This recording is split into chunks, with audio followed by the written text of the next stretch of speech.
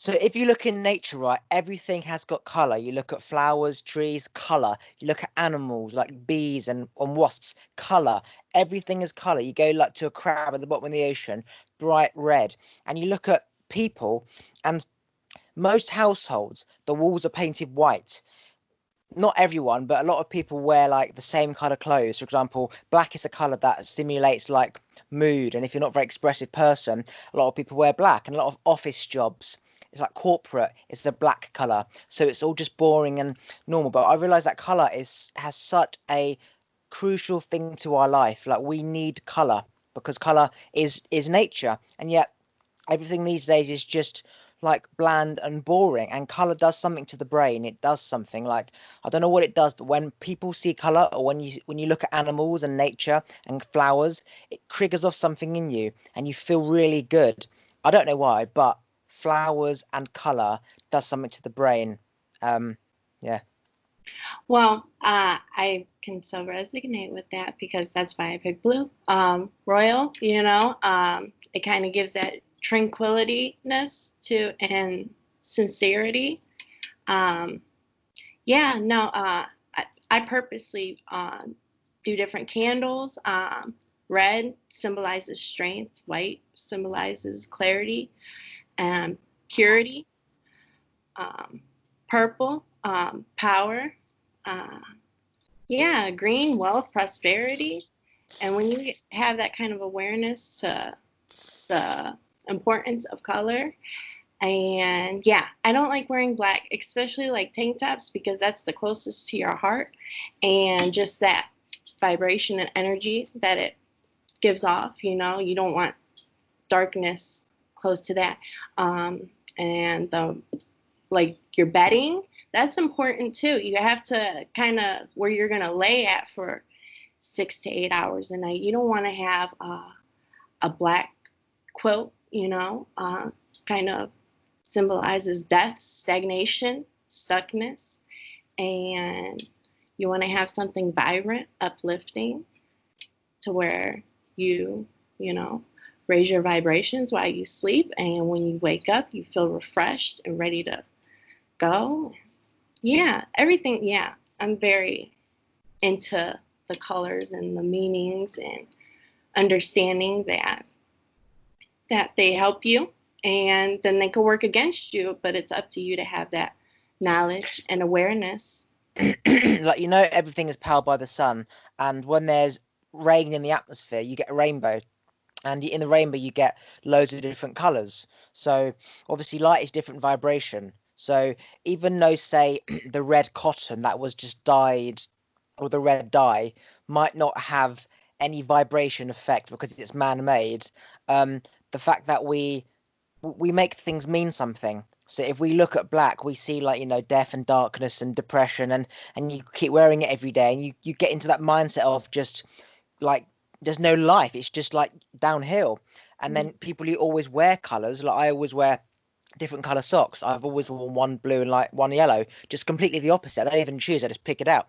I had long hair, it was rainbow hair, so 6'9". Before this person came around, I had rainbow hair, red, yellow, pink, blue, orange, purple, and green. Colors do something to my brain, and I do think that we make colors mean something. So, like, for example, if you see a black cat, you think it's bad luck. If you go under a ladder, you think it's bad luck. Or if you see a feather, for example, you say, "Oh, it's good luck. The angels are looking after me." Well, that doesn't mean jack shit. A black cat's a black cat, and that feather is just a pigeon, like, has just fluffed his wings up. So we make things mean something, and if we are aware that color is supposed to make us feel good, then we're going to feel good. And if we're black and believe it isn't, then it's not. But really, it's in our heads. Even though I do think that some colors probably do emit certain frequencies different to others. But in terms of like putting like a blue dye into some wall, does that is that going to emit different energy to like a red dye?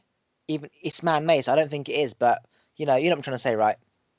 Yes, I understand that, but uh, also understanding that I know what you're saying with, you don't nothing has meaning unless you give it meaning, but everything everything like I just I feel the colors, you know, and like red, like you shouldn't have red in your room. It's too much yin energy when it's supposed to be yang, you know, relaxing. And like blue is for healing. Like you should, like I don't know. That's different than what I would think of it. I kind of given it that meaning by seeing how other people have used colors to help them, and it's helped me, and I can't really go against that because it is part of my beliefs now. And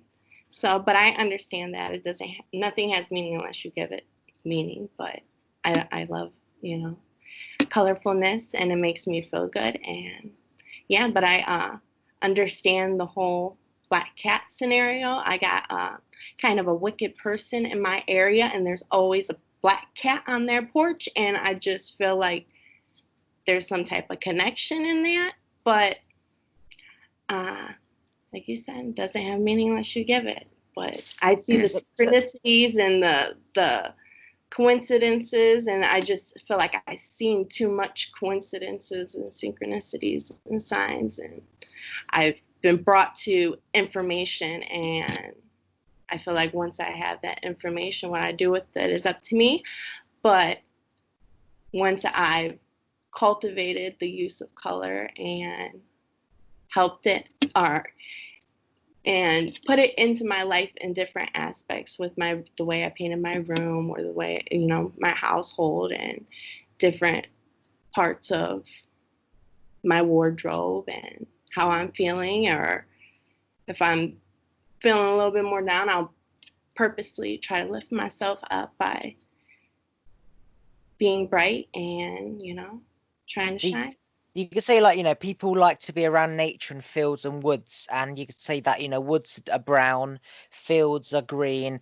People who like to be beside the ocean, it's blue, and people who like to watch the sunset, like behind me, it's yellow. And you could say that people gravitate towards these feelings and colors because of how it makes them feel. And it might not necessarily be water or leaves, it could be simply just the colors of the atmosphere. So colors do have a subconscious effect on our mood. So you're saying that if you were to paint your room green as opposed to yellow, then you'd feel different. So you were saying that red is supposed to be blue rather than red. Tell me why. Is that because the sky's blue or something?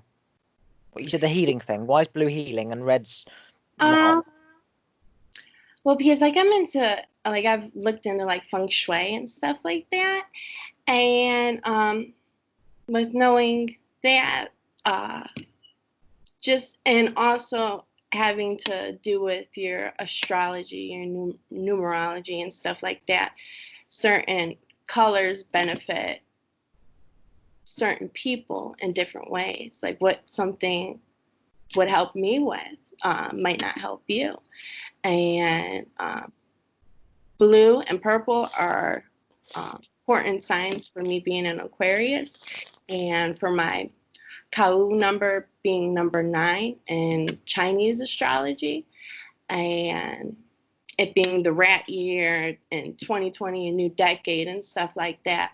Blue and gray are supposed to be prominent colors in your kind of in your life at this time, to help with the energies of astrology and how everything is uh, kind of working for you. And once you understand that, you can, and you understand yourself through, you know, you pick your name, your birthday. It's part of your soul contract before you're born, and all of that. When you get the awareness of knowing that, you can, different aspects of your life, you can make it to where everything works more beneficial for you. Like the blue, how it's healing for me, it might not be that for you. um I don't because I only really look in, because I'm really into like my self-awareness, so I don't look into other people's astrology and their Kua numbers and stuff like that. But I know for me, during this time, And me being an Aquarius sun, Taurus moon, and an Pisces rising, those different things are beneficial for me during this time. And so I just try to, I feel like I was guided to that information to be able to enhance my life in that way. I don't know. Where'd you get all your information from? Is it like online, YouTube, books? You just learn from friends, people? Do Yeah, you work it out? that's why it's kind of different talking about this stuff, because it's kind of I go in my own wormhole of different things, like how everything's energy. So it's kind of guided me on different paths of understanding how the mind, the body, and just everything kind of vibrates at a different frequency. And so the Earth's frequency and colors and items, like when I was going through a tough time, someone gave me a lot of items, and once I knew that the thoughts that I was getting from seeing those items was where I was placing my attention, was where my where my energy was going, and it was going in a negative spiral. So I had to remove those items, get rid of them, let go. And when for instance, if your room's not together, organized, you're chaotic, your energy's all over the place. And so it's just, I would look into one thing, and then all of a sudden I would be given all types of information. And then with that information, I would kind of look more into what I felt like resonated with me, or I, I feel like my intuition guides me a lot. And like from years of meditating, self-awareness and stuff like that, when I feel an urge to look something up, or like how you were saying with feathers and stuff like that, keys, or like a thing where like I'm always like seeing keys or like pennies and stuff like that, abundance is coming. And just looking, like when I would see something, or the numbers 1111, 123, and I would be guided to look into that. So, and I don't know, it just, my intuition helps me to go in certain wormholes. But I love it though, because like I feel like it's helped cultivate me into the person I am, and I try to help other people through the knowledge I've gained. A lot of times, people are like, I'm in la la land, or they don't really resonate with me or what I'm saying, but I can only, be a messenger. You can take somebody to water, but you can't force them to drink it. And yeah, I feel like over the last like 3 years since I really started on my spiritual journey, but going through my own dark night of the soul, it has helped me to become more empowered. It's built strength, courage, and confidence within me that I felt like I was lacking. And yeah, I don't know. I feel like I'm rambling. So people don't understand how important it is to have a tidy bedroom. Like when I have a system, I have a 28-day system, right, which I do with people, and it's like, day one, drink 2 liters of water. Day two, tidy your bedroom and make sure nothing's on the floor again. Day three, go through your social media, remove all your old people who you don't see anymore. And one of the things that I did when I suddenly became awake was it'd be like, 2, 3 in the morning, and I wouldn't be able to sleep, and then I'll be putting on like a YouTube video, and it'll be about order, and you can't move forward unless you sort of go back in the past. And all of a sudden I'd go into my drawers, I'd get a black sack and just start binning all clothes that I haven't worn for years, and socks with holes in, and just old notes and tissues Yeah. and rubber bands and Mm-hmm. fucking bullshit in my drawer, and like old perfume bottles and deodorant bottles and just bullshit. And I'm like, what the fuck is this even doing here? Like, don't even need this. And you do a massive clear out, and then you'd feel like, even though you've cleared a lot out, because you're trying to evolve completely, there's still a load of shit there still. So now you Oh, feel okay. like I need to do more because there's still clutter. And then you go through other stuff and then you see an old bag and an old box. And then I literally cleared my whole bedroom out. My bedroom was full of fucking nonsense, right? I cleared the Mhm, whole room out and I was just left with a bed, right? And I didn't have a mhm, phone, didn't have radio, no TV. It was so peaceful. All I had oh, was meditation. I was forced mhm, to just look up at the ceiling and do nothing, but it was amazing because I was getting into like a deep meditative state and awareness, and all amazing stuff just started to happen. And things like people who have a dirty car and have just shit in the back of the car, like just crap bottles and wrappers and nonsense in the boot. They don't understand that. Yet 95% of people have a shitty, messy car and their room is messy, so you can do it because they're doing it. But it's having such a cancerous negative effect on your brain, well, you don't even realize. Like having a clean car, having a clean room, getting up and there's nothing on your floor, rather than you got to pick up this jacket, pick this up, and then you got to spend time hanging it up, and then it takes time. And if you're always going back to go forward, you're never going to really go forward. So, making sure that you hang your clothes up before you go to bed every night means that you just get up and go make yourself a coffee, rather mhm, than hanging this up, going to the garage, putting that there. That takes time. That takes energy. It's mhm, crucial to have order in your life. And if you have a messy head, you've got a messy outdoors. And if you have a clear floor, your head's clear. And now you mhm, can focus. And then think about how many people are late for work, how many people are just always in a rush and they're trying to find their things and they can't find their bag and their fucking books. No wonder there's shit all over your floor. I mean, it's crazy. It's crazy. I completely understand. I went through a time like that, but uh, the more like how you say you just like went through it all. Like I've done that.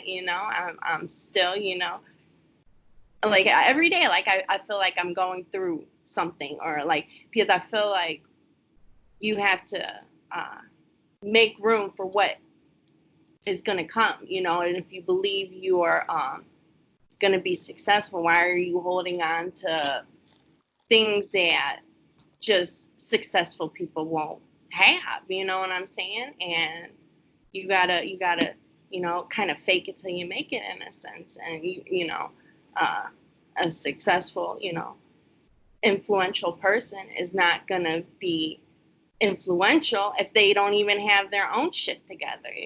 And excuse me, but yeah, I feel that.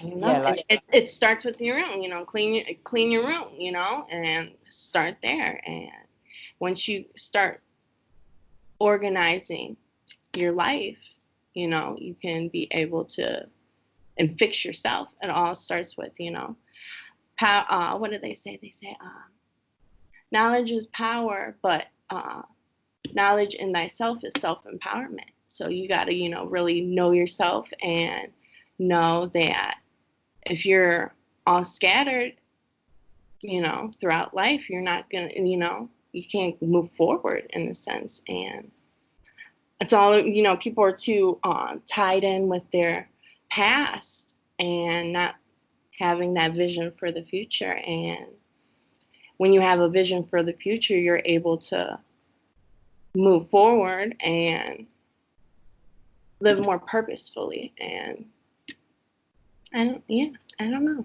yeah, obviously, like objects have energy, because most things are created from the universe at some point. So it does have an energy on a quantum level. But at the same time, objects have energy in terms of a memory or an emotion or belief system attached to it. So if your ex-boyfriend bought you a dress, every time you look at that dress, your brain goes back into the time where your ex-boyfriend went out for dinner and he argued with you and then he made you cry, and that's making you feel shit, and you didn't even realize why you feel shit. Like you could be going out on a nice walk with your family, but you're in a mood because that dress triggered off something in your brain. So that has to go. Like objects, things like have a purpose now. Like your friend will give you a gift and it's relevant to you now. There's nothing wrong with binning gifts that people give you. It's not like, oh well, I bought you that, you're so ungrateful. It's like, well, do you expect me to keep every fucking gift every birthday from every single person for the rest of my life? Like that thing you bought me when I was, say, 6, why would I need it when I'm 90? Like that has no relevance. It's like, well, so it does it come down to the age of a gift that you can bin? So after 6 years it's okay to bin something, say your grandma bought you Or like, is there any rules? There isn't any rules. It's just circumstantial. Use something if you feel the need. If you don't, don't. If you don't like somebody buying you something, tell them, because they'd rather you know and buy you something you do like and want than keep buying you something and realizing after 10 years you never wore it. It's like, Yeah. there's nothing wrong with being brutally honest, because people would rather know, like, if they smell a BO than be pissed off with you saying they think a BO. Like, it's not a bad thing. You just need to have the balls to say it. And often people respect you so much more when you speak your Mhm. truth. Even if they don't want to hear it, they will always respect somebody who has the balls to say something that they would not say. But yeah, objects, things have to go because they all have a meaning. And if you were unhappy and depressed and you bought some things to make you happy and you've like come out the other end and you're happy and woke now, looking at that thing is only going to put you back into that mindset. It has to go. It's like people keep bottles of like vodka, like a Grey Goose bottle from a party they had like years ago, and it's Yeah. like that party, you were a fucking 18-year-old person, you were pissed, you were high, you were depressed, you didn't know what life was about, and that brings you back to the gathering where you got pissed with your friends, but you don't even see those friends anymore, so why the fuck is that still on your shelf? Yeah, no, I agree with that. And like the more I was getting in, since this whole quarantine situation, I've really been doing some home and innovating. And so I've been looking more and more into the feng shui of things. And for instance, I came across just some information, and It's 8 o'clock. my mom had passed away 5 years ago while I was 7 months pregnant, and we have her ashes on a fireplace, and that dead energy, and it being right next to our front door, kind of, because your front door is where opportunity comes, and you got to have a clean front door to let the opportunity and the energy flow in. That's why it's important not to um, have shoes and coats hanging at your front door, because that is poverty energy, kings and queens don't freaking leave their coats and shoes at the door, you know what I'm saying? And Mhm. so yeah, I for instance, I put a wind chime right next to my front door because the sound creates the vibration and it helps energy flow more into my household.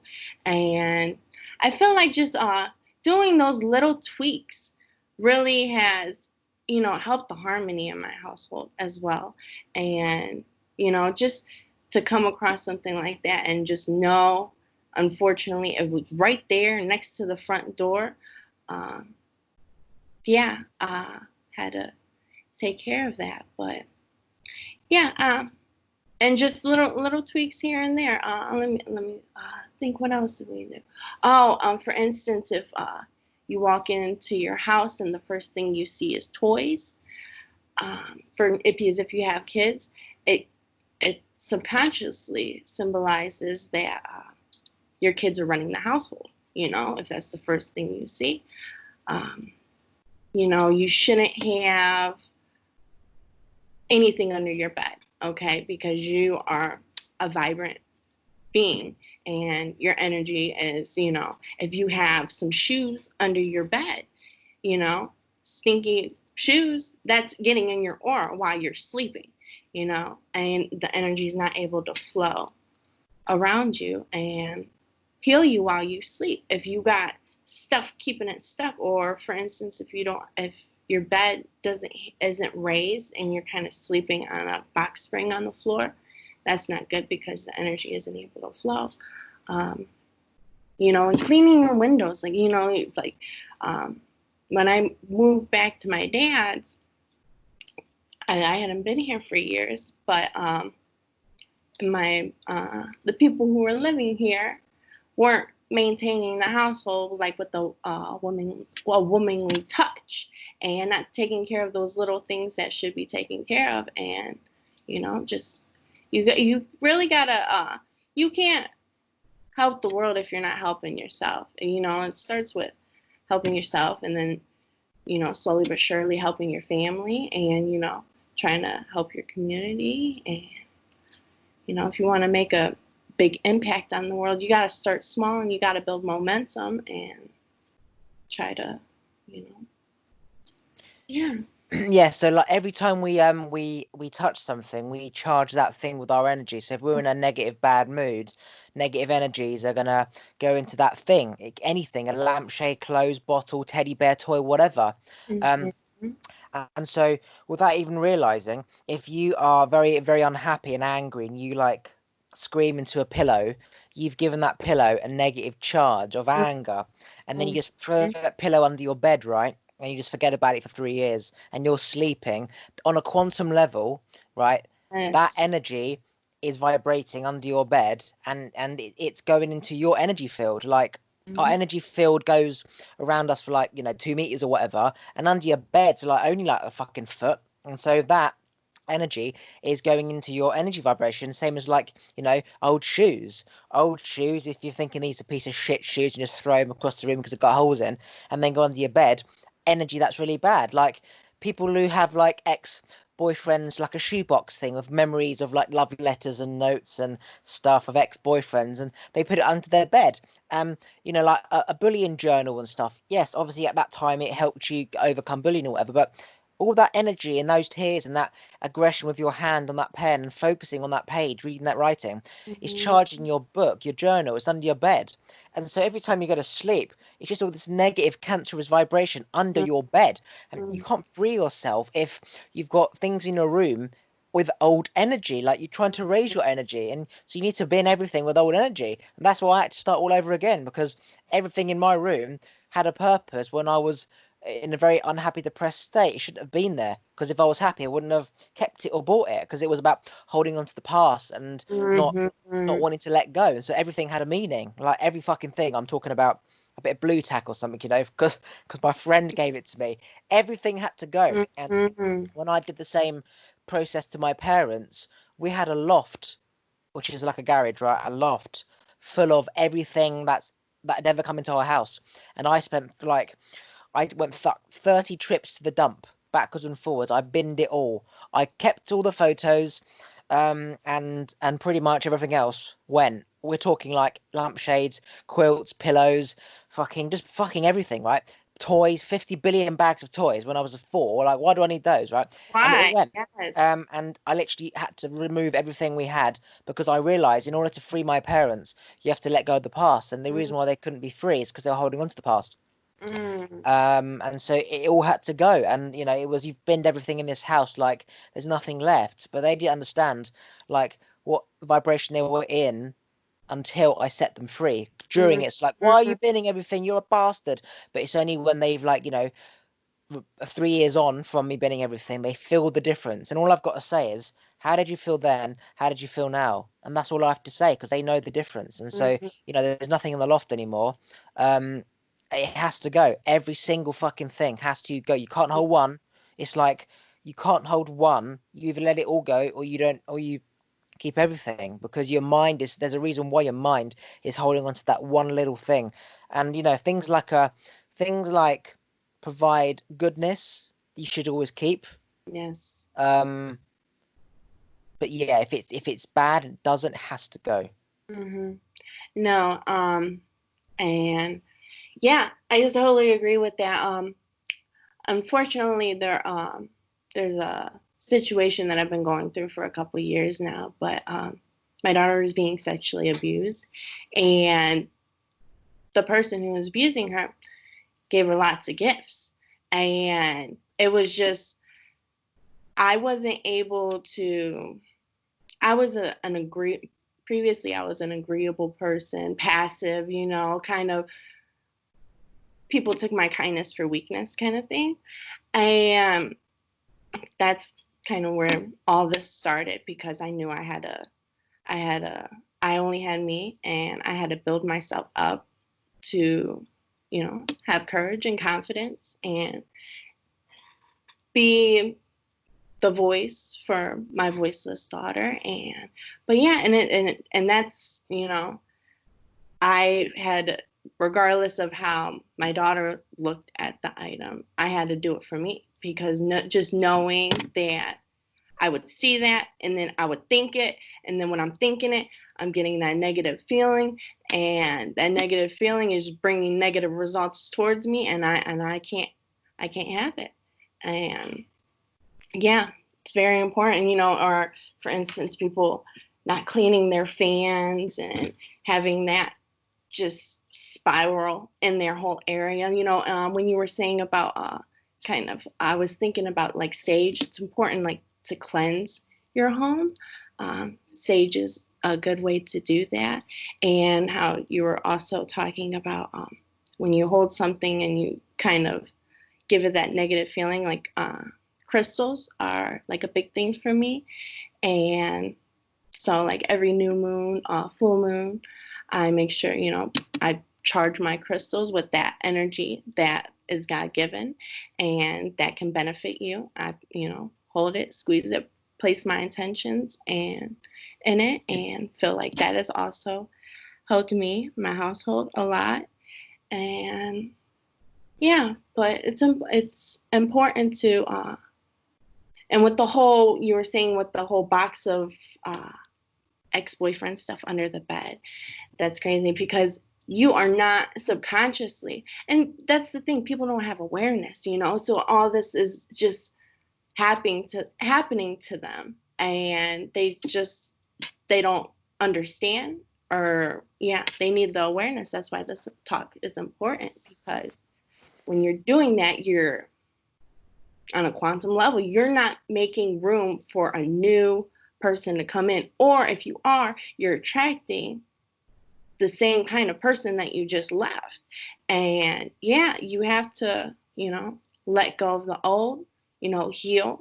People are so easy to jump into new relationships without healing and having understanding of what they don't want out of a relationship, and are just so eager, to find a quick fix. But, if you truly want to attract the right kind of people in your life, then you gotta, cultivate and mold the person and envision who you do want to be with, and let go and trust the process, and don't seek no one out, because like I like how you reached out to me for this, like opportunities come, in divine timing of how things are supposed to happen, and people are just, you get so much quick satisfaction, just being able to look things up on Google, for instance, and, instant gratification, and people aren't patient, and, knowing that, it takes time to be great, and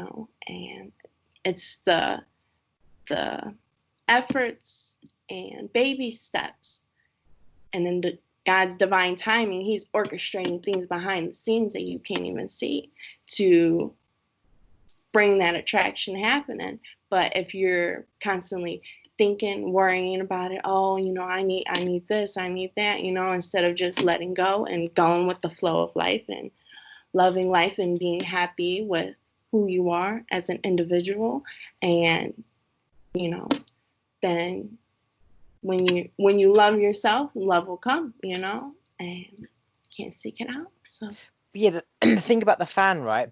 Obviously, fan dust is skin, right? Dead mm-hmm. skin, right? Skin is as energy, it's part of our body. It was vibrating at the frequency we were.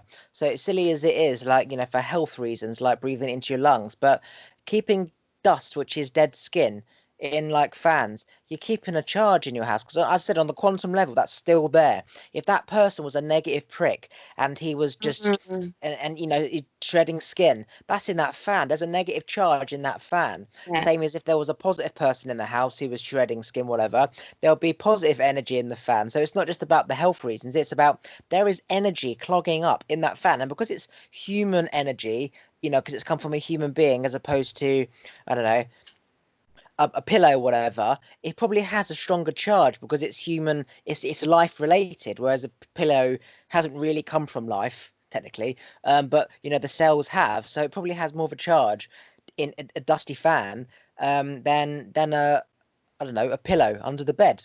You know what I mean? Yeah. But I was, that's like with cobwebs and stuff like that. That's like it's not helping to allow things to flow. You know, that air can't flow through that fan if all that stuff's in it, regardless if it's a good or bad charge, you know. And with you saying that you think people have a higher vibration, actually, like roses have a higher vibration and frequency than people do. And that's why roses are so healing and so loving, you know. You could kind of cleanse yourself in your aura by taking a rose petal bath, and it kind of cleanses you, raises your vibrations, and you know, little things like that that can help to accelerate you and it not have to be through people in a sense. And when you are like loving yourself and like not in that sense, but like, you know, you feel self-empowered, you know, you're building yourself up.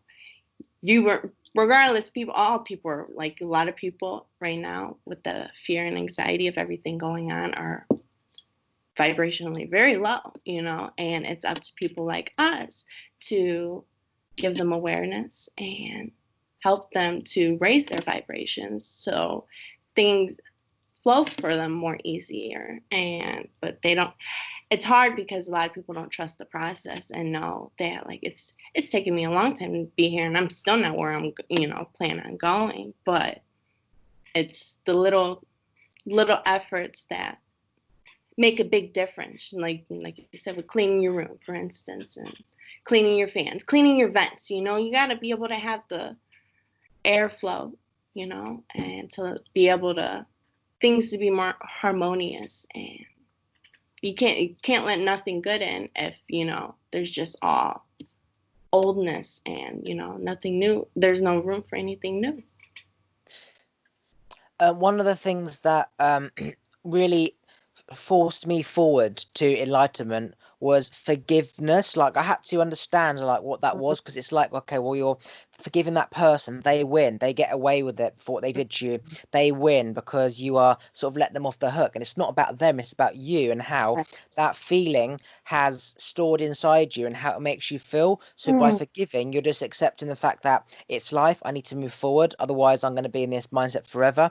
And by forgiving, you're accepting what happened, letting go, and then you put barriers in place to try and make it not happen again. And forgiveness is about within that one person, not the other person. And this is something that many people don't really get. It's like they see that person looking at them going, hey, fuck you, like if you forgive me then I win, and they don't want to let them win, and they just continuously go in that cycle. And it's not just about forgiveness, it's about like it's just you're in a toxic cycle where it's just everyone around you shitting on you, and you're not forgiving anyone because it's like that they win, and so you hold on to it so you feel like you win, but you don't want to be there. Like the outcome's the same. And forgiveness, when I went back into my mind and forgave everyone from the bullies and that type of shit at school, I was set free. And then I reached out to them all and I said, let's go for a drink. Never heard from them, but it wasn't about I didn't want to go for a drink with them. It's a point that I provided an opportunity for them to say yes, which is me kind of going back and forgiving them. And yeah, it was all about you, the person that forgives, not the other people, and that's hard for people to understand. That's so It's powerful. crucial to move forward, though. Yeah. The father of my children, I was in a relationship with him for 12 years, and he was a narcissist. And it took I wasn't able to move on energetically, emotionally, like the anxiety and everything, the replaying of scenarios and guilt tripping myself, or or trying to save him and trying to, or having compassion for him or any of that. You have to forgive yourself too, that you didn't, the things you allowed to happen, because you really got to forgive yourself because you've made a lot of mistakes, and people don't take responsibility of that, accountability. And so it's important to forgive yourself because everybody messes up. It's part of life, life suffering, but you can move past that, and it doesn't matter what happened yesterday. It just matters what you do today and your plans for tomorrow. But and him not helping to speak up in regards to my daughter's abuse and stuff like that, I, I kind of had that hatred, and yeah, and yeah, it just kept me in a dark spot, and that's because I had to do a lot because I realized I wasn't moving, regardless of how much I wanted to move forward, I wasn't, and that's when I had to start doing deep meditations on forgiveness, and they were so powerful, liberating, and just to be able to know that, you know, I get emotional still, but yeah, and or my daughter's abuser, regardless, everything's happening for me and not to me. And when you know that and you are able to kind of cultivate your feminine, your masculine, and but also the unconditional love that like God has, and for he forgives, he forgives you for all your sins. And once you raise yourself so high, forgiveness has to be part of it. You have to forgive, you have to love unconditionally, because everyone's on their own journey, and everyone will come to their own revelation one time or another. And perspective is everything. So how you look at a situation, you can be a victim of it, or you can take your power back and say, you know what, that helped me to be able to not accept what isn't in alignment with me and what I want, and like a no tolerance kind of thing, because I don't want to have to go through the process of having to forgive people, because I'm going to align myself with people who are truly authentic, and there will be no disloyalty, distrust, and to where it helped me on my evolution, on my soul's journey. And yeah, and perspective is everything though. And don't, play victim, and take your power back, and forgive, and know that everything will, whatever's supposed to happen to them will happen to them. It's not you to worry about, because where you place your attention is where you place your energy. And you don't need to be placing your energy in toxic situations, because it's just not worth your time. It's not worth your energy. When you understand energy, you understand the power it has and the value it has, and when you have a vision of where you're trying to go, your energy is sacred, and you want to use it wisely to propel you forward. And I don't have time for, and I don't have time to be worrying, thinking, playing back scenarios, living my past, being present, be authentic, speak your truth. And God, God sees it all. So it's not your battle to worry about, worry about yourself, and everything will happen in its perfect timing. See, I look at it like this, right? Forgiveness is about accepting what is and letting go to move forward and get to a place where you want to be. And as you said, you can't move forward if you've got shit all over your bedroom floor. You can't move forward to like love and harmony if you're holding on to hate and anger over people in the past. So it's not black or white. No, it is black or white. It's not a grey. There's no middle ground. You let everything go, forgive everyone, or you stay there in that pattern forever. Yes. And I used to play over every scenario all day, every day, of about a million different ways it could have played out. And if I had done this and this would have happened. And you spend like 3 or 4 hours in your head going over a situation that you wish happened, could have happened. If only I'd done this. And then you come at your head and you realize it's like fucking 4 o'clock and 3 hours have passed. And then it's like, well, where have I gone? Nowhere. And you're still in the same situation, like everything is exactly the same. So we try and work out what we shoulda, coulda, woulda done in our head, but presently in reality we don't take any action and put steps in place so it doesn't happen again. We play Mm, out the situations and don't do anything rather than working out why that happened and then making sure it doesn't happen next time. And no matter what path you're on, um, some people's paths to enlightenment are much longer than others because mm, of the circumstances and people and environment they are around, based on people and situations who didn't heal themselves. So if you've got family members who are all abusing, then it all comes down the generation, and so it's going to take longer for somebody to find enlightenment in that pattern than somebody who has been brought up with, I don't know, a big house and money and private educated. But everyone can get to the same place. It's just it takes a little longer based on your circumstances. But if you know about the journey, anyone can take the journey and anyone can get there. It's just it will take a long time depending on circumstances. But if you're not on that journey, then you'll never know it exists. But if you are on that journey, it mm, might be longer for certain people based on if their environment growing up was around people who didn't solve problems and didn't address issues. They just ran from them and hid it under the bed and drunk alcohol.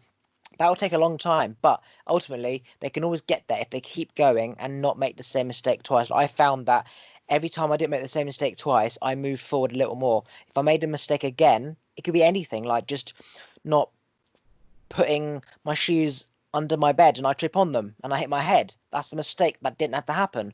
If you don't make the same mistake twice, you can get to enlightenment yes. without it's like if you go through woods, you'll always get to the ocean. The woods may seem really long, but if they're long, then you still have to go through the long woods. The ocean's there. It's just you started deeper in the woods. Like, if you're going to start that journey, keep going because the ocean is there. Just keep going. It might take 10 years. Like my journey took, it took forever. Like forever. Like 21 years. When I was 21, I was enlightened. It just took forever. And I pretty much had a great life. So for other people who haven't been blessed like I was, it will take longer, but it's all circumstantial. Like people with who didn't have money are gonna be different to people who say had abuse in their family or an alcoholic. It's different paths that sort of go to the same central point, and then you go through the woods because it's different to everyone based on circumstances. It just is. Mm-hmm. Yeah. But like sometimes in situations, being in that environment, like with alcoholics, like unfortunately, there's a lot of drug abuse in my family, but that witnessing that moved me not to go in that direction. And some people, and yeah, everyone, but that's why also understanding that you pick your name, your birthday for a reason, and when you understand that, you're able to look into your life path number and kind of find your life's purpose. And when you kind of understand where you are designed to go by knowing that numbers have energy, your letters have energy, and the time and day you were born has an energy behind it. And my son, he came a whole month early, but that was he was supposed to be here at that time. And his name's Theodore, and just he has his own, but people have to look into those things and to help guide them, you know, um, because like that, that's a big thing for me. That like knowing that I'm supposed to be a healer, and going to knowing in certain times in my life, I kind of signed myself up for the situations that have played out in my life, but it was my soul's contract to help my soul evolve. But that's where free will, you have the free will. Are you when that situation was happening with my daughter, I could have not, stayed a victim, and, everyone telling me that I was, or not believing in me and all that, I could have just been like, oh, okay, whatever, and who knows where that would have went, that's why people, get in or drugs out, go down a dark path. But that darkness was to propel you to the light, enlightenment, and to awaken you and help you on your soul's evolution. But people but that's why meditation is so important, because you don't have that awareness, like how you're saying about tripping over your shoes. People don't pay attention to those things because of their subconscious programmings that have been running for all their life, and you have to be able to meditate first thing in the morning. That's important. That's one of the first steps to enlightenment, because once you meditate and you have that, you're able to have that awareness and that stillness to be able to notice things and to be able to incorporate the changes that that you need in order to succeed. And yeah, meditation is very important, though. A stereotypical pattern of, say, abuse and drug and alcohol in a family dynamics, I think, because that's all that they see, naturally you become what you are exposed to. And years ago, our generation of parents, they didn't have YouTube and videos and everything online, so you wouldn't have access to monk or Buddha or Jesus or an enlightened being. So you stereotypically, the pattern would continue, right? Mm-hmm. And you probably would have fallen into that same pattern, and victim drugs, and you fall into the pattern. But fortunately, because of our generation, you've got situations where all you see is like fruit and strawberries and banana. You can and you think, oh, that's all there is to eat. You now know, just like 10 miles down there's vegetables, and then there's chicken factories, and then there's McDonald's and KFC, and there's so much more. And you're like, holy shit, if there's chicken and McDonald's and all that over there, I wonder what's over there. And then you go online, you see China and India. So knowledge for me was when I was really enlightened, because I had in my head, I was trying to work stuff out, and I knew there was another thing in life than just what it is, right? And I didn't know how, and I wanted to kill myself because no one understood and nothing made sense, right? But it was knowledge that healed me. And I think that anyone who starts a journey through who anyone who's in a situation which they don't want to repeat or they don't want to exist, you have to keep learning, because learning gives you answers to why things happened. Why did my child's father do this? Like, you don't, it's almost like there's reasons for everything. Maybe his father abused him, right? There's always a reason. And even though it's not going to change the present or the past, by understanding why something happened, it's easier to understand and let go and forgive. Because you now understand why. It's almost like, why is it that when I plant this seed, it doesn't grow and that one does? And then you realize, because underneath there's clay and here is soil, and that's the difference. So it's not, you don't get angry about the fact that the seed didn't grow. You understand why it didn't grow, and then it allows you to move forward for next time. So not making the same mistake twice, and knowledge, continually learning to understand, like, why people get into drugs, why it comes down generations, why people are alcoholics, why do people abuse, why do these things happen. Just keep learning and learning and learning and learning. The more answers you have, the more you evolve, the more free you become, and you penetrate into heaven, literally. Like, you fucking get on a jet through that woods and you get to the beach, right? Just because knowledge. And as I said, we now have access to knowledge from all the smartest, wisest people that have ever existed, whereas generation beforehand, they had this the uncle and the grandma and the cousin and the neighbor who didn't have any knowledge themselves. So that cycle repeats, and there's no right and there's no wrong. It's just circumstantial. An owl, if he sees a tree that looks like him, he's going to go towards the tree because they fit in. Lions will always hide in the grass because it matches with their skin. Whereas if you know that there's another life out there, you can go towards that and adapt your mind and adapt to those people who you want to be around. And I have heard so many stories of people, similar patterns to you. These are awoke people teaching and preaching all around the world, telling their story. And they can tell their story like it never happened. It's just like they can just tell it like it's not even true. Like, this person abused me, this happened. Like, it's just, how can you say it so casually, and it's because they've accepted the reality of life. Yeah. They've evolved, they've moved forward. You can't change the past. They've forgiven everyone. Like, I speak about how I almost killed myself and the suicide and the bullying. Like, it's nothing. But during that time, it was awful. But that's because Mhm. I've really accepted and moved on and understood why that happened. And you only move forward when you literally let go, and you have to actually let go. You can't want to let go. You have to let go, as if like you have to sit in front of, say, the ex-husband and say, look, you can't change the reality of what happened, but I forgive you. You have to be able to do that, because if you can't, there's still something there. And it's like you have to face your demons before they fuck off, basically, to show that they have no control over you. And again, it's a big journey, and it's hard to do it presently, and it's easier said than done, but those steps literally get you at the other end. So not making the same mistake twice, and constantly learning why did this happen to me? Why? Not for self-pity, but to understand why. That can free anyone from anything, because yeah, it literally can. Yeah.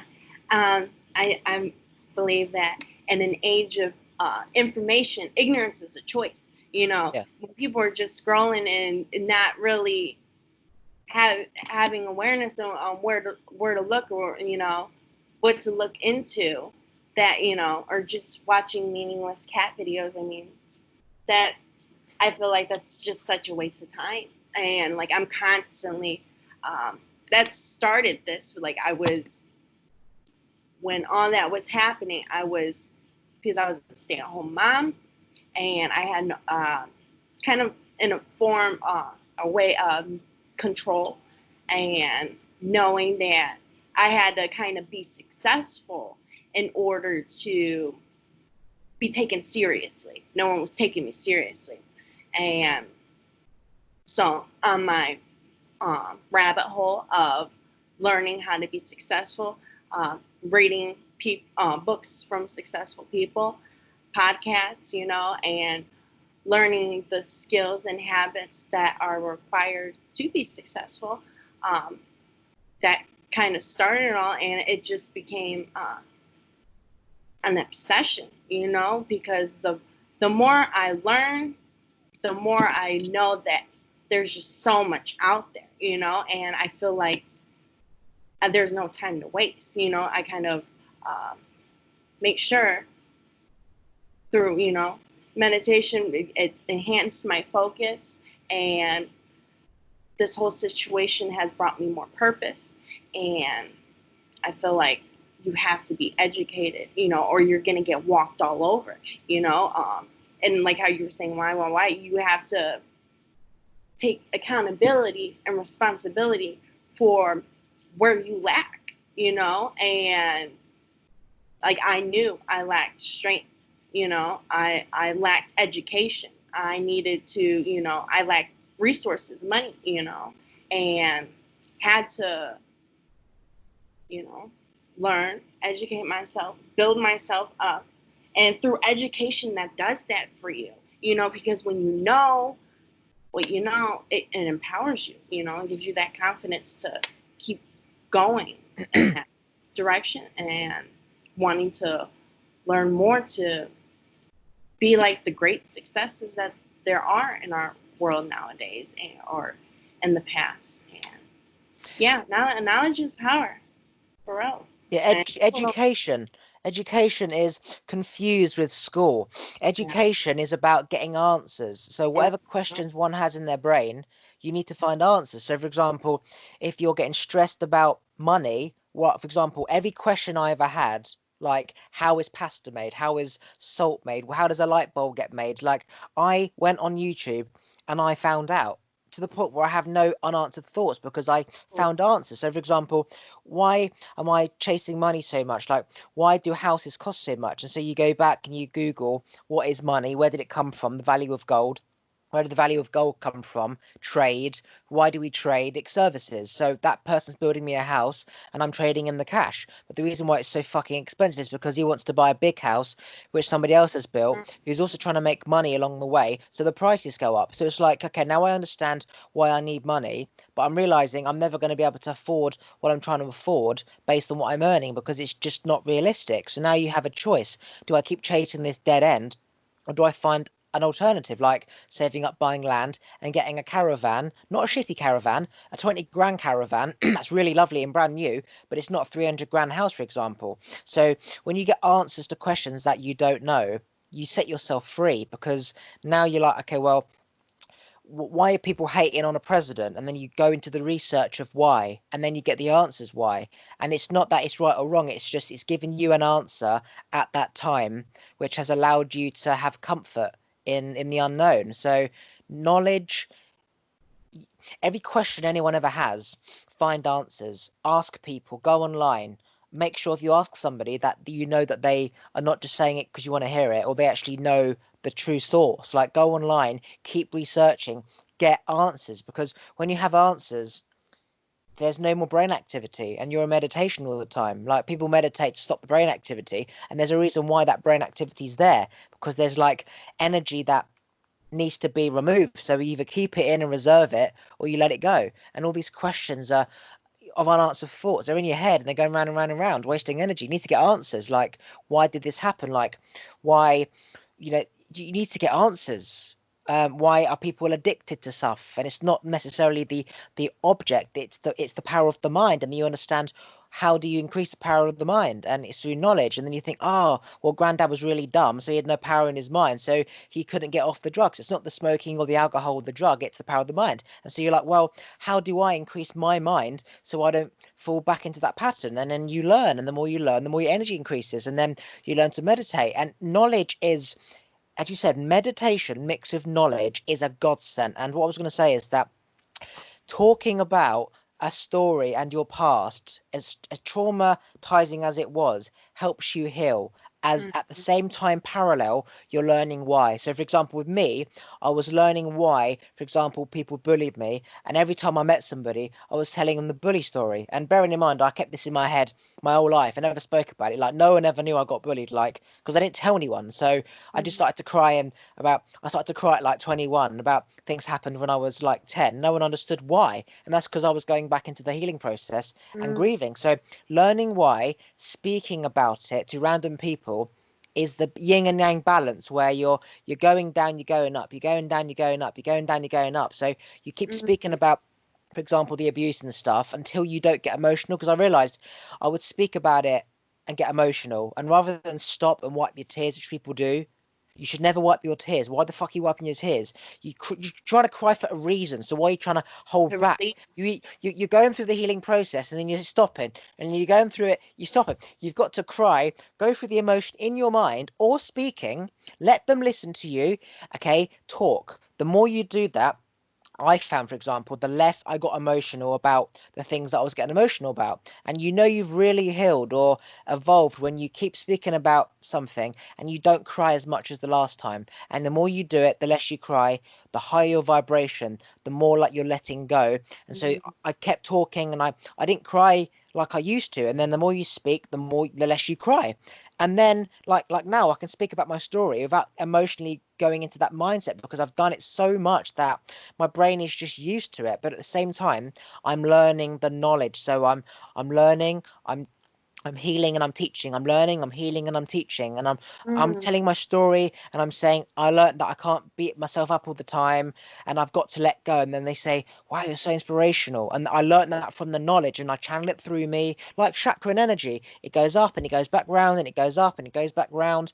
And the more you free yourself, the more you meditate, the more energy goes up, the more energy goes back round, and the more energy you have, and you just become a supercharged fucking atom. Like, but Bam. talking and learning until you don't cry is when you truly set yourself free. If you talk and you still cry, there's still something in you that Mm-hmm. you're holding on to, and you won't even know why. Because when you speak, you get that feeling, but it's not the words; it's that feeling that's still in you that you don't know why. So you've got to go deeper within, and then find answers, and then let it go, and then eventually you'll speak and you won't cry as much, and that's when you truly have, I call, you've drained the cloth. Like, you've got a water towel, you've proper like clenched that towel, all the water's out, there's nothing coming out, it's bone dry.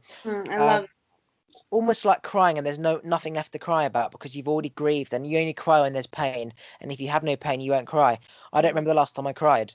because I cried so much of all my pain that there was nothing left. I'd forced myself to cry and go through the emotion because I knew the power of crying and healing and forgiving.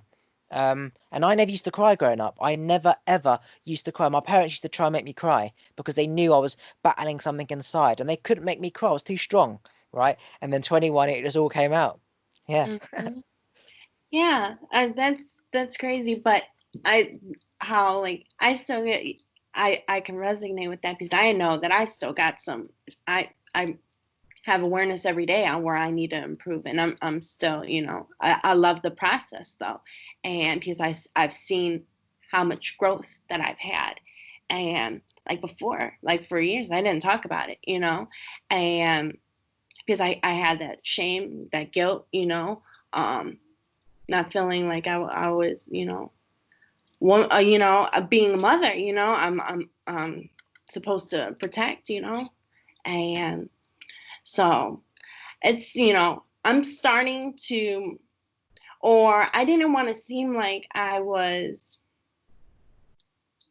being like malicious towards them, that household and people, the people who allowed it, the injustice that is still to be served. But the more, like, I feel like this whole quarantine, it has really, really helped speed up this process for me. And it's like I knew all this information. Now all of a sudden, all the dots are connecting for me. And having the awareness that, like, I know, regardless if nobody else knows, I know what happened. And my mess is my message, and my message is my mission. The going through all that has brought me to where I am. And I if I can even help one person, that I'm serving a purpose, and that's what God has done for me, and that's what he wants me to do. And I just had to kind of step into my strength, get my power back, and not seem like I was asking for pity. Like, I never wanted anyone to give me pity for my story, because, like, I've walked this path alone in a sense, but I love it because I didn't have anybody. They say you're the average of the 5 people you hang around. I didn't have nobody. My mom passed. I kind of isolated myself from my family because they are involved in drugs, and I was kind of just I was in my own bubble, but I was in my own bubble of sorrow and darkness, but I surrounded myself mentally, with successful people. And anything that I was listening to, reading, it was all motivation, inspiration, um, and speaking towards enlightenment, spirituality, to where I didn't have any outside forces messing with me. But yeah, so I'm starting to not feel ashamed, and having more acceptance that this isn't about me. It's about what I'm here for. And I'm supposed to help people or give a voice to the voiceless, and or mothers and women, or fathers even, who've gone through mentally, emotionally abusive relationships, or and being there for them, and showing them the realistic baby steps to do, to build momentum, to build yourself up, to get yourself out of situations like that, and to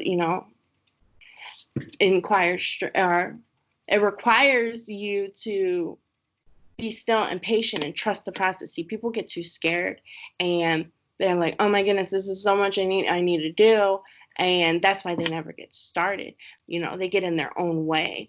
And I knew inevitably that I would, regardless of nobody hearing me, seeing me, believing me, that I was going to do whatever needed to be done to bring justice to the situation, regardless if it's freaking 10 years from now. You know what I'm saying? Because that's just, I'm not going, but I trusted the process as well, and knew that I didn't have the resources to get out of that relationship. I didn't have nowhere to go, and so I used that time to my advantage.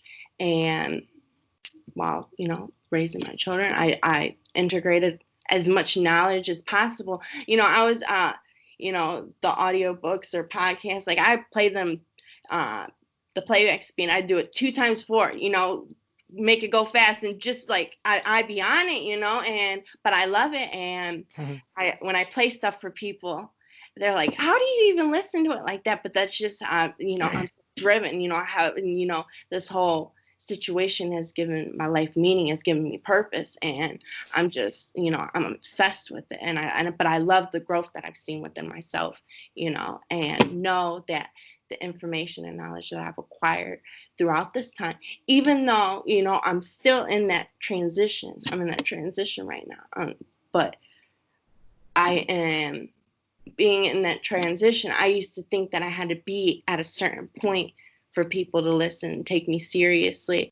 But, if I keep on waiting for the perfect timing, there's never no perfect timing. You need to stop getting in your own way and, take the bull by the horns and just, go for it, especially, but that's why I love, like, with this whole journey, because like I had that and heightened intuition. And especially when you're you're a good person and you're doing good things, and you're just grateful and you're authentic, and you kind of have no shame in your game, and people will see that. It's, I don't got nothing to hide. I'm not living a lie. You know what I'm saying? Like, this is my story, and so be it. But I need to, I'm every day I learn, different things I need to cultivate within myself. But like I said, I love the process, because I know inevitably I'm getting there, every day doing those little tweaks, it motivates me. But I also see like the magic in everything as well, knowing that with the law of attraction, you are, you attract what you are. And I just be attracting magic, and I see it in the synchronicities. And yeah, and it's just wonderful to know that, like, people, when they get up every day, they kind of dread the day, like I look forward to the day, because I know that something magical is in store for me, and people, yeah, like, I just want to help people to get to where I'm at, because where I'm at, like, regardless of all the chaos, I'm at peace, and I'm at such a beautiful place, like, just knowing that I'm the best that I've ever been. And even though it don't look like it, but I know that every day I'm getting more and more in line to what the vision that God has instilled in me. And so, yeah. Yeah, like our purpose in life is to find our or a purpose. So our purpose is to find our purpose, right? You can create your purpose, you can change your purpose, you can feel like there was a purpose, whatever. But it's to find the purpose to keep moving forward, right? And nothing changes if nothing changes. And we can only control what we can control. And it's weird because all these words are the exact opposite. It's like Hannah is spelled the same backwards. So what does it say when I say, like, we can only control what we can control, and you let go of the things you can't control? It's just simply saying, accept what is. Now where do you want to go? And then take an action. Like, if you don't do anything, you're going to stay where you are. And in life, there's, like, say, in a list of obstacles you have to overcome, right? And it's like, you go to work, your boss hands you a list of things to do. There's 1,000 things to do, right? But in terms of our life, you look at our life, there's 1,000 things to do. As in 1,000 things I have to do in order for me to get there. And then you just tick them off one by one. I've got to pay this debt. I've got to do this, I've got to do this, my kid, I've got to do this, I've got to do that, I've got to forgive this person, I've got to, you just do all these things, but rather than fuck's sake, I've got to do this, it's a journey, it's a long, long, long journey where it's exciting to forgive your Mhm. grand, to give this money back, to do this. It's a journey. It's almost like, as I said, when I decided to clear my bedroom, it was a process. It was okay, I'm gonna do this drawer, then I'm gonna do this drawer, then I'm gonna go under the bed, then I'm gonna do the wardrobe. It was exciting. It wasn't, oh fuck me, I've got to do this and I've got to do that. There's so much shit everywhere. No, it was exciting. I've got to go under the bed, then I can do this room, then I can do the drawer. It's exciting. Like, if you're going to be on this journey, it's going to be a long time. At least make it fun. Like, rather than just going through the woods thinking, "Am I there yet?" Sort of look at nature around, look at the birds, look at the trees, look at the squirrel running across. Like, enjoy the process. Yeah, it's like if you're going through hell, you might as well kind of enjoy it. Mhm. Because you're still in hell, and if you don't take any action, you're going to be in hell forever. So if you start going towards heaven, you're still in hell, but you might as well try and enjoy it. Like, admire the devil's horns, admire how red he is. Like, just find the joy in the process, because it's a long process and it's enjoyable because you're freeing yourself, but it's still not that enjoyable because you're still in hell. So at least try and enjoy, like if your car's breaking down, you've got to get another car. Enjoy the process of scrapping it, getting that money, and buying a new car.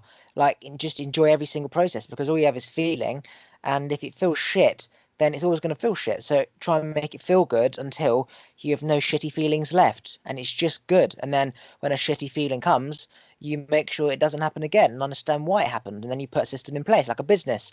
You can't worry about what's happening in a restaurant if you are in the head office, because even though you own the restaurant and the business, you can't control what's there. And when you know about it, then you can do something, but you can't control what's happening. And as soon as you know, put a system in place. If it was a bad manager, fire the manager, put a new one in place. But don't beat yourself up about how that manager was stealing from the till. That's not your fault. You can't control it. Like, this is what the victim shaming comes in.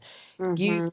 that weren't aware, say your ex-boyfriend or whatever abusing your child, that's not your fault. That's nothing to do with you. Like, as a mother, we want to protect, but you can't control what you can't control. Like, it's out He of your wasn't control. actually the one who was abusing. It was his mother, and that's Oh, why nobody took me seriously because it was a oh, woman. And he, but that's where the whole having compassion for him, because if she's doing that to her, what did she do to him? And yeah, but him supporting me but not seeking the justice. You know what I'm saying? He doesn't want to see her in jail. You know what I'm saying? He doesn't, you know, and but that but with that whole, looking for the why and now understanding that this is why he is the way he is, the narcissist he is, who he was raised by her, who in my eyes, I'm not a psychologist or anything, but is, kind of a sociopath in a sense, putting this image out that she's this, but she's not, and to where he got those traits through his upbringing. And, you know, it's that, yeah. And so that's why it's such a difficult situation. And because I was with him, I'm 26, and so I was with him for 12 years, so the majority of my life, and it didn't it I didn't I wasn't really involved with his family until I became a mother 5 years ago. And that's because my mother passed while I was pregnant. And so I kind of was forced, in a sense, to have to deal with his family because I knew somewhat of his upbringing, and because of that, I didn't favor them. I didn't, I'm a watch specialist as well, and so when I was, 16, I started working. I had two jobs, and one of them was, so I was always busy, in school and stuff like that. So I never had time for, you know, dealing with them until inevitably I was forced to deal with them. And then that's when, there was just for in like looking in retrospect now, I can see, but when the situations were happening, I knew intuitively that they were wrong, but I couldn't, I was going through the trauma of my mom passing when I was 7 months pregnant, the dealing with being a new mother without a mother, so I was going through, so much. And so I have compassion for myself because of that. And That's but important. yes. And so like she had given her my daughter her first bath without me, you know what I'm saying? Like she was helping me, and while I was resting from, just giving birth a week ago, she had given my daughter her first bath. Like just little things like that. I breastfed, and when I went over there to take her some of my milk, and put it in the refrigerator, all my milk was in there. And so she was giving her formula instead of my breast milk because she said I wasn't healthy enough to breastfeed. And like just literally like there's the list goes on because like I've been on this journey, I've been, looking at everything, and healing myself, healing the situation, but having the awareness and the evidence in my eyes, it gives me more power too, to know that I should have listened to my my gut feeling, my God feeling, my intuition back then, and but that forces me to listen to it more now. When I feel something that I know is not right, I need to go with that because it's not right, instead of trying to, be the kind, loving person that I naturally am. I was too passive, it's too agreeable, and they they they seek that out of me, and kind of regardless of me being, working, and stuff like that. When I became a mom, like kind of isolated me, and and yeah, it's crazy, but it's a long 12 years being with, him, and then this whole situation, it's too big of a story, but like just I love the person I've become. I'm stepping more and more in my power each and every day, and forgiving, healing, and moving forward more fearlessly, more confidently, and yeah, it's So that is an interesting dynamic. So most cases, people try and control what they can't control and they replay situations. What's interesting with you is it's almost like you could have but didn't, but you found compassion and understood why. That's really amazing because that could have been an easy way to beat yourself up, but you had compassion looking at yourself to understand why you didn't. So you saw yourself as a person who lost their mother, who had shit going on before she could deal with that shit. So you understood like it's okay because I was dealing with bigger issues. Because at the end of the day, it's about one before two. It's about you before, for example, our children. Otherwise, they just have the same issues go down. And that's an interesting thing about how you had the compassion for yourself to understand why you didn't react. So that's quite amazing. Secondly, gut gut feeling is always right, but what's more amazing is you will never ever learn to not go with gut feeling. And when people don't trust their gut feeling ever, the fact that you're always going to trust your gut feeling, you're going to rock it through life. Because how many times do people prolong a feeling and then do it a few days later or never? But as soon as you get a gut feeling for anything, bang, react, bang, bang, bang, bang, bang, you react. So now you're going to evolve 4,000 times quicker than the average person who may trust their gut in 4 days' time or never. So we can only learn from the past and mistakes. mm, And I believe as long as one doesn't make mistakes twice, like me, I used to make the same mistake over and over and over again, leave my shoes on the floor, kick my toe, bang my head, fucking punch the mirror because I got pissed off how I hit my head. And it's like, you just pick up his fucking shoes, put them in the wardrobe. It wouldn't happen. And I beat myself up, right? But yeah, not making the same mistake twice I really believe it's crucial to really evolving forward, because you go to step 7, step 8, step 9, step 10, step 11. The steps don't end, but so many people, they go to say step 8 and they make the same mistake twice. You go back to step 7.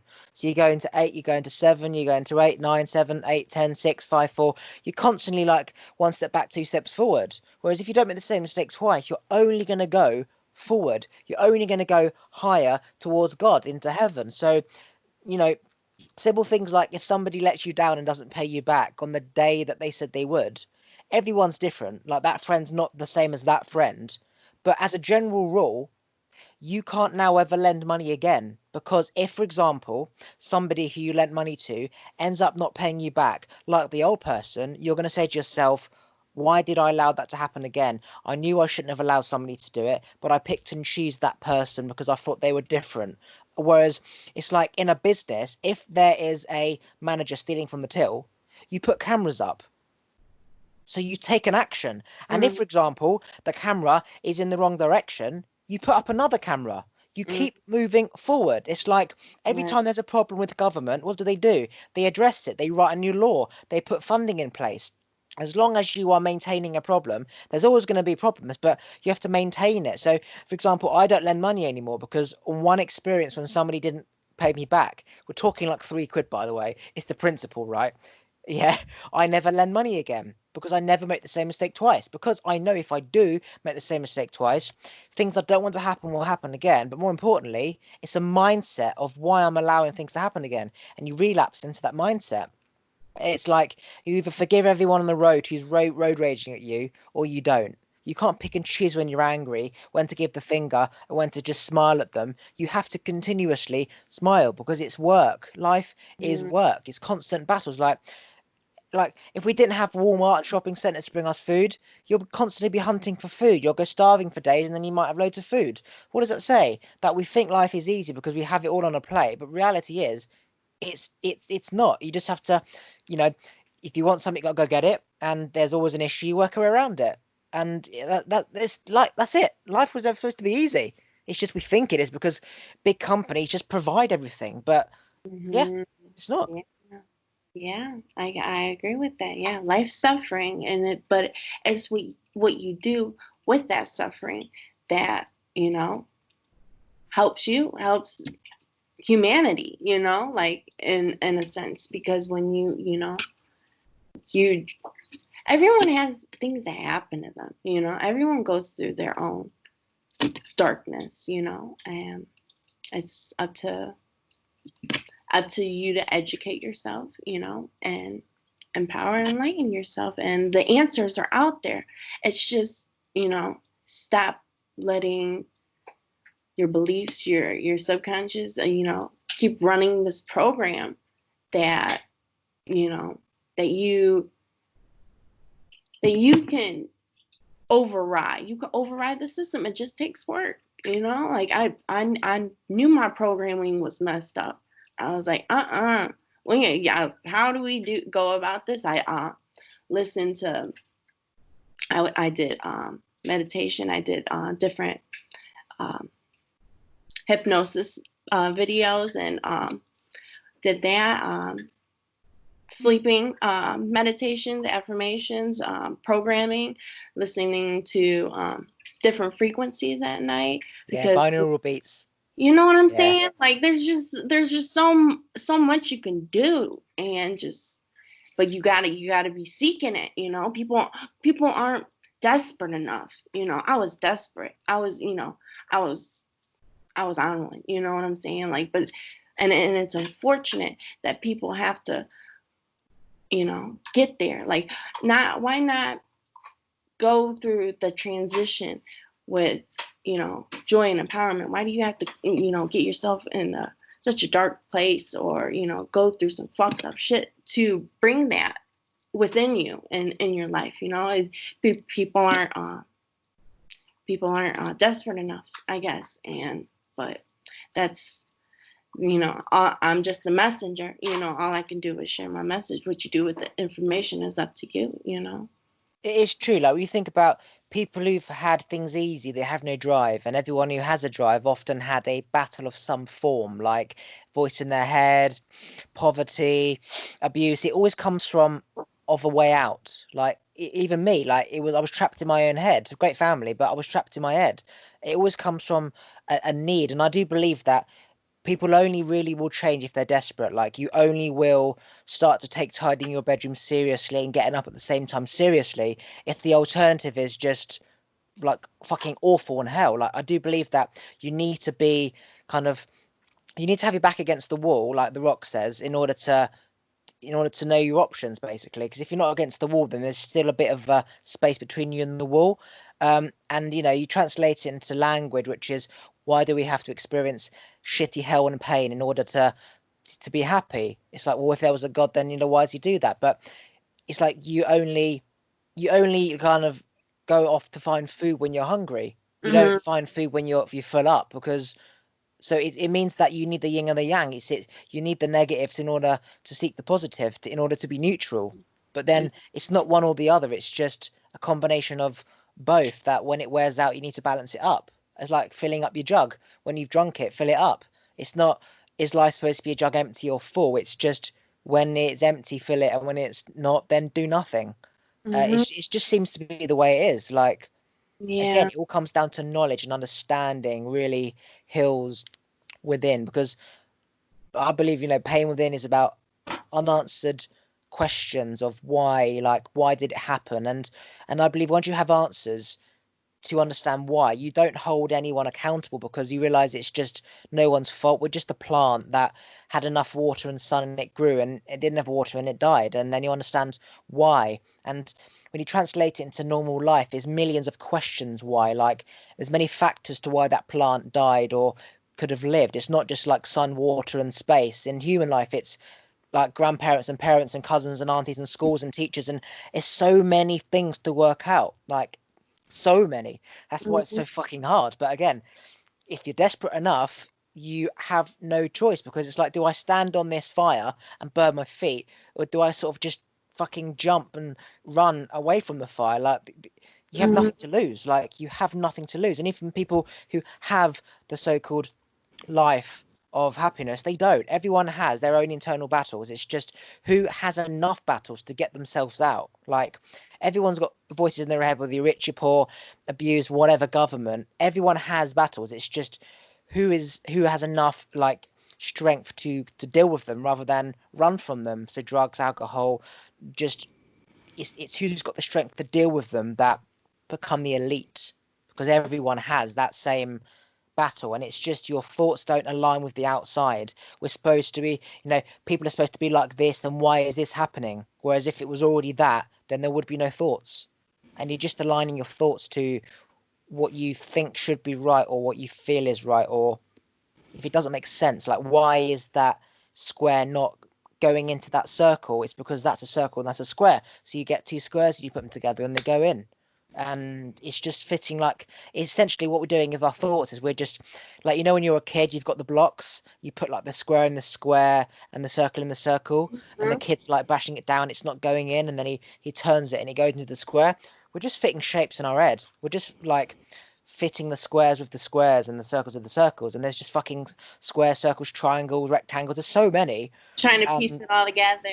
yeah, and then once you do it, it's like that's it, it's done. That's it. No more blocks. It's just it's done. Like I can choose to take them out, so I've got to put them back in again. But once you've like had answers to why things happened in the past, you're moving forward now, like present with no questions. Like you've undone all the knots in the rope, and now you can just create whatever you want. Yeah, but then you also look forward to what happens, regardless if it's good or bad, because inevitably it's all about your perspective. So you can look at it. I look at that situation in a blessing because I wouldn't be who I am today if that didn't happen. And ultimately, I'm gonna make it. Like I had to go through that and to be the inspiration that I am today. And so, but with the whole how you like your self talk is so important. Like I I was so induced with fear, anxiety, and like blaming myself, or like when I would try to go, and speak up against it, say something, go here, go there, try to do what I could, and no one take me seriously. Like I victimized myself so much, and but that's with the whole experiment, like how you talk to plants, and talking to uh, your plants, if you talk to it positively, it grows. If you talk to it negatively, it dies. And that's scientifically proven. With the same with water. I can't think of the experiment, but when you talk to the water positively and then you freeze it, it forms Yeah. beautiful crystals. And then if you negative, it it's shattered. And when 70-80% of your body is water, you know, and everything is energy, vibration, frequency, what you're thinking, and whatever you think is creating that feeling. If you're thinking terrible, awful, anxiety inducing things, your heart, what is it? Your brain is it's the energy, but your heart is like magnetic. That's the driving force. And so when you feel that, it's vibrating throughout your whole body, your whole aura, and then you're attracting that. But that's why like how you were saying with like your words are how powerful your words are, and like spelling and things, like, but that's it, like your words are spells. That's why they call it spelling. Yes. And what you're saying, your self-talk is, when when you're in dis-ease, it creates disease. Like your thoughts can make you sick. And like I was crippled. Like I didn't want to get out of bed. Like I just, like I was, oh my God, I was in a freaking hole. Like I had never been in such, and yeah, you gotta you know positive self-talk, and give yourself, motivation. But that's where the whole meditation, you got to be able to quiet those thoughts and quiet that program that's been running, that, quiet that ego that wants to say you're not good enough, you're not smart enough, you're not worthy, and that's what was calling out to me, like during that time, like, you're just a little, girl, no one's gonna take you seriously, you're not strong enough, you're not confident, and like, but all of that with having, getting that awareness, I knew where I lacked and where I needed to grow. And but yeah, you gotta, positive and affirmations. You know what I'm saying? Like those are things that like people kind of gotta do. But with like there's a thing that I do, and because how water, some alkali water is the best, of course, but I put my water and I write it's a big pickle jar, and I write loving, I write Okay, I so ask. can you hold that thought for 1 sec? I need to Yeah. go to the toilet. Just 1 second, I'll be 1 minute. Hang on. Fuck. Right there.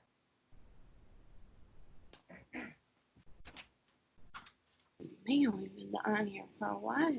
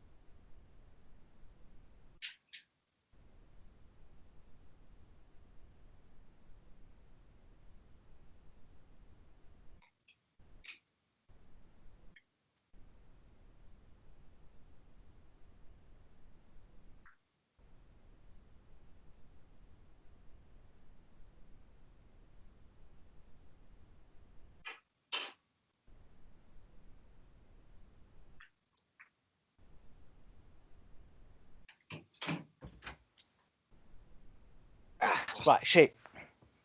I was fucking desperate. God. Well, thanks for your patience. But yeah, and with understanding the whole water concept and water giving you life, I have my jar, and I have on there asking for guidance, clarity, peace, love, harmony. Um,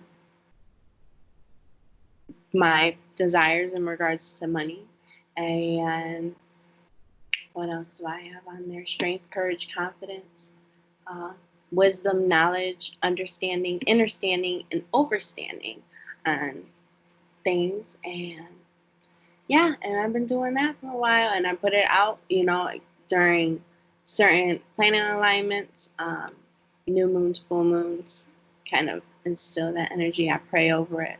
And no, because I have that knowledge of the, water hearing you, feeling you, and you want to, and knowing that most of your body's water, you might as well do something like that to uplift yourself. And when you're putting that effort in, you're placing that intention, it builds your courage and confidence as well, knowing that that's what you're working towards, and having that belief, that's you got to ask, believe to receive, so you can ask, but you have to believe what you're doing, is working for you, because then you're never going to receive what God has in store for you. And so I've just thought about something, right?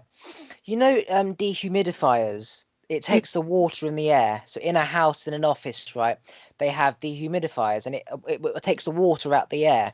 Now, I know somebody who had a dehumidifier, and no joke, at the back of the machine, it was full up with like 3 liters of water, and that's just from the air. So what does that say? It says that when we breathe, it's moisture, right? And we can't see the moisture, but it's there, which means there's water in the air. And at the same time, the temperature change from sun to cold in like different rooms. Condensation, for example, but it's not like the shower where we can see it, but it's there. When you have a shower, steam's there, and you open your bathroom door, and it goes, you're now, the whole house is exposed to the moisture. So if, for example, there is water particles in the air, and we know that water stores memory based on positive negative vibration, I've just had a realization that if there's water in the air, whatever we are vibrating, the water is absorbing, which means that when you're in your house, obviously there's the energy there. Like you go into a room where, say, a negative person was, you can feel it. But the water thing, there's water in the air. It's taking the memory of the vibration of what was there. It's storing the memory in the steam that you can't even see, which is interesting, because like somebody might not be in that room, but if the moisture's still there, it's there, then that energy would be there, and it might fade out, whatever. But if there's moisture there, like steam in a bathroom, and you don't open the window, that's still going to be there, which means even though the negative person's not there anymore, there's negative charge in that moisture and that steam, which means that's going to be there for as long as you open the window and let it out, which is interesting. I just suddenly had a realization of. But that's also like with that, and that's why it's important to cleanse your home, like I was saying with sage and everything. But with the whole water aspect, you can put, like with how I was saying with the roses in the bath and stuff like that. You can play like when you're taking a bath or taking a shower, and you play, high, for 528 hertz. What is it? 428. All these different hertz. I don't know. I don't remember. Oh, it's 432. 432, 528. Different healing. 741 is for detoxification. And when you play that, instead of playing music or anything in your shower, and also because when you shower, you automatically go in a theta brain wave state, but letting the frequency get into the water, into the bathtub, and knowing that that's really cleansing for you. It's like kind of a ritual I do every day. I play those things when I shower, because I just know that it's all kind of purifying me in a sense. I don't know. I It's feel like interesting. I I got so much awareness, and that if I don't do something, I kind of feel like doing myself a disservice. And with the whole how I was talking about frequencies, but music, that they standardize music to be at 440 hertz oh throughout the yeah, range I know that. Yeah. and stuff like that, and it's like 8 hertz above what is the natural um, frequency of 432. And like how uh, you scream into a glass and how it shatters, just that high pitch. And when you're constantly listening to that in your ears, and like they're purposely, with standardizing it at that hertz, they're brainwashing you. They're throwing you off of your alignment to think more irrationally. And that's why not just the hertz, but the lyrics you listen to.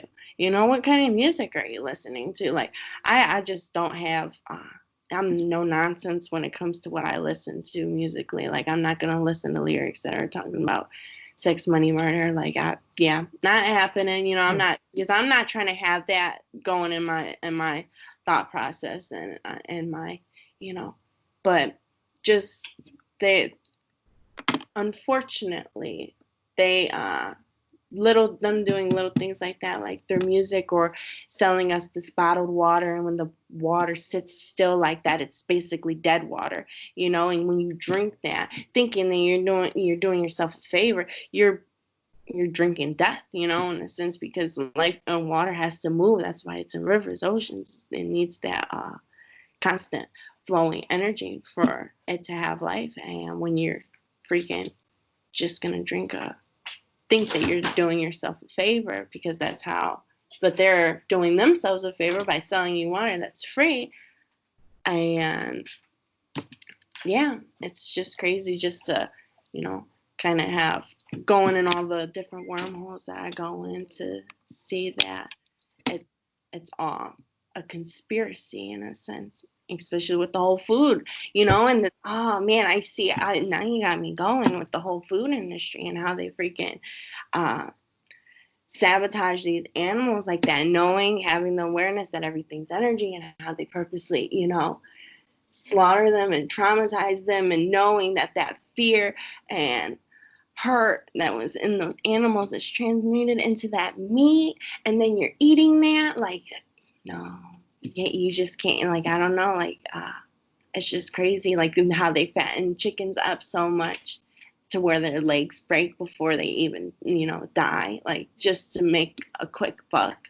Like, people just gotta open their eyes. Like, and man, yeah, now you got me going, because I have, it's mind, body, and spirit. You gotta, cultivate your mind, but you also gotta take care of your body, and exercise, and what you eat, affects your aura, and what you drink, like I got no time for pop, water, you gotta drink water, and you gotta eat food that's alive to give you life. And when you eat food that is dead, it basically kills you, especially with that trauma and emotion that's tied into that meat. Someone was telling me, a friend of mine, he hunts, and he said that when you shoot a deer, you have to wait like 15 minutes, because if you go up to it and it's still like in its dying process, and you scare it, it releases a chemical and it makes the meat bad. Like, that's just a prime example, just from um before this whole industry of, what they used to do in the tribal days of hunting, knowing not to do things like that, not to traumatize what you're about to eat. And yeah, I don't know. I feel like I'm just too woke, and because I look into, these things. And Yeah. Yeah, so the binaural beats thing. When I used to have a shower, I used to play. Doo! My mum used to be like, "What the fuck is that noise?" So every time I used to have a shower, I used to get my speaker and just play it really loud, like so fucking loud that it was going into my body, the water, and my ears. When I used to go to sleep, I used to put the phone by my head and just listen to doo all through the night, and I know the difference in how I felt and how it's incredible. The power of that noise, right? Things just happened. I can't even explain. I've not done it for a while because, I I sort of get enlightened and then I realize I'm enlightened, then you relapse a little bit, and then you go back. But the power of that noise, right? It's just phenomenal. It does something to the brain waves, the brain thoughts. It just does amazing things. Like things happen when I listen to that thing. I haven't done it for quite a while. Maybe I need to again, but things just happen. Stuff, it's amazing. I can't even explain. Just from that little noise, it literally is incredible because you essentially like we're all supposed to be in tune to God, and it's like we're calling God on 0800 429, and everyone's been told the numbers 0800 428. You know what I mean? So the frequency difference of the songs and stuff, we're supposed to be listening to that, but actually we're listening to this. It's wrong. So we're thinking we should be feeling good, but we still feel shit, and Mm-hmm. we're listening to like the wrong vibration, and so by listening to that, you essentially get through to God. Hello, is this God? Yes, you got through finally. Like now your I body's vibrating to that proper that correct number basically of how it should be. Um, yeah, just before we end this, anything else you would like to talk about? No, man, this was really interesting, and thank you for the opportunity. Like, because I got a lot to say. I be going in and learning and integrating, cultivating, and you know, trying to spread awareness and inspire and empower. And I appreciate the opportunity. Have you got any websites, social medias you want to say? Not at the moment. No, no, no, because I kind of been adjusting my life's purpose. I was kind of into the watch specialist business, and I'm kind of feeling because with that, that's my thing. Uh, Very profitable as long as you got the tools, you got the skills, But I feel like where you place your attention, where you place your energy. I'm not really so much worried about that right now. I'm kind of worried about, kind of helping elevate the collective consciousness of people. And so I'm stepping into my greatness in that one day at a time. But, you know, well, I'll keep you posted. Amazing. I'm going to press stop. Wait there, okay, and I'll just say goodbye.